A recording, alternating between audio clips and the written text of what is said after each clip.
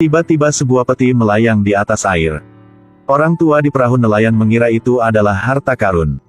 Segera menariknya, dengan bersemangat melepaskan paku di peti itu. Tapi saat dia membuka peti itu dia tidak bisa mempercayai matanya. Di dalamnya ada ibu dan anak, ibu yang telah meninggal sebelumnya. Tapi anaknya masih hidup, lelaki tua yang baik hati menggendong bayinya. Adegan itu telah dilihat oleh seorang wanita. Ketika dia melihat bayi itu diselamatkan, dia sangat gembira dan pergi. Tidak lama sebelum itu, Zeus menerima kabar bahwa Raja umat manusia ingin menggulingkan pemerintahannya.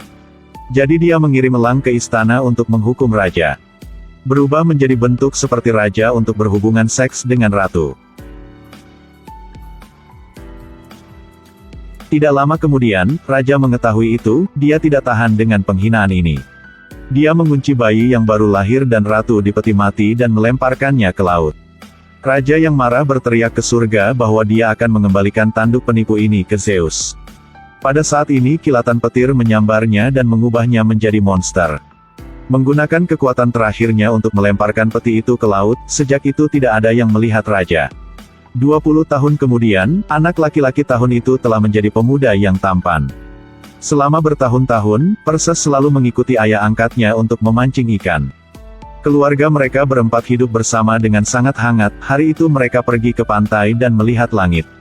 Ayah angkatnya melihat sesuatu yang tidak beres, menemukan bahwa seseorang sedang mencoba untuk mendorong patung Zeus ke laut. Ini jelas pernyataan perang, ketika patung itu jatuh ke laut. Seluruh langit menjadi gelap dan segerombolan kelelawar hitam muncul dari laut. Menyerang pasukan.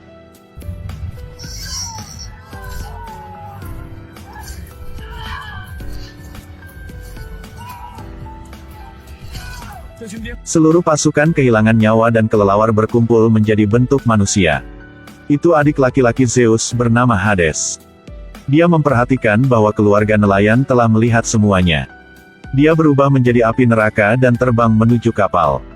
Menyebabkan seluruh keluarga tenggelam ke laut dalam. Ini adalah patung dewa raksasa. Dan itulah dewa yang menciptakan manusia bernama Zeus. Untuk mengusir dominasi serta penindasan dari dewa ini, raja memerintahkan untuk menjatuhkan patung. Adik laki-laki Zeus berubah menjadi kelelawar untuk menghancurkan tentara. Karena keluarga yang jujur telah melihat adegan ini. Jadi dibunuh, anak tertua adalah satu-satunya yang masih hidup. Ketika dia bangun dia dibawa ke istana. Karena dia satu-satunya yang selamat, dia harus diinterogasi.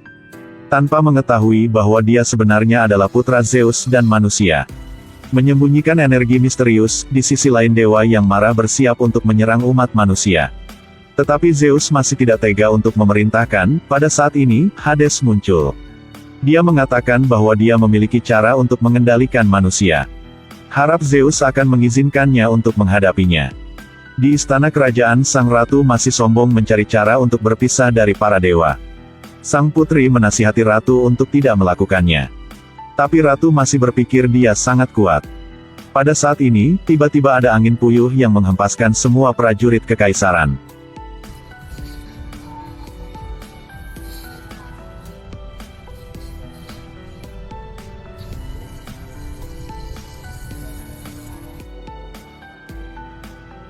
Pada saat Hades pergi ke ratu dan memaksa mereka berlutut.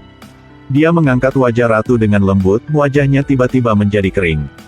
Dia berkata bahwa satu-satunya cara untuk menyelamatkan manusia adalah dengan mendedikasikan sang putri kepada putranya. Jika tidak, 10 hari kemudian dia akan menghancurkan manusia.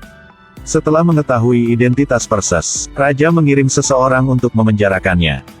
Ketika wanita yang telah melindunginya diam-diam selama bertahun-tahun telah pergi ke sel. Dia mengatakan bahwa penyihir istana yang sedang tinggal di tempat yang jauh memiliki cara untuk berurusan dengan putra Hades. Jadi Perses dan elit raja berangkat ke jalan untuk menyelamatkan umat manusia.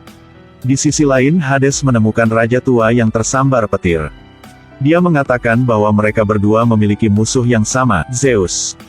Putra Zeus, Perses, akan melewati tempat ini. Setelah mengatakan ini, dia memberikan kekuatan kepada raja. Katakan padanya untuk pergi membunuh Perses.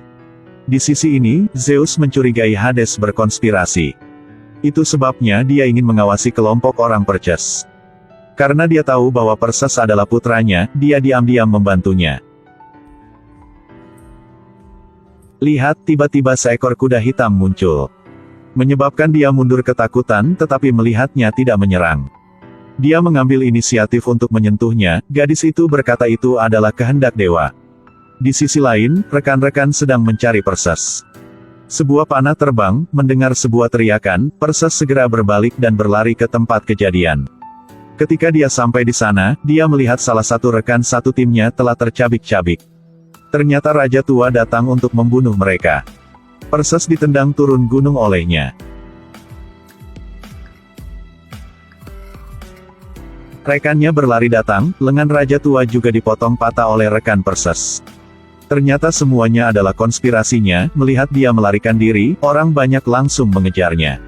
Tangan yang dipotong itu tiba-tiba berubah menjadi kalajengking raksasa. Menyerang manusia kemudian menyerang Perses dan menelannya.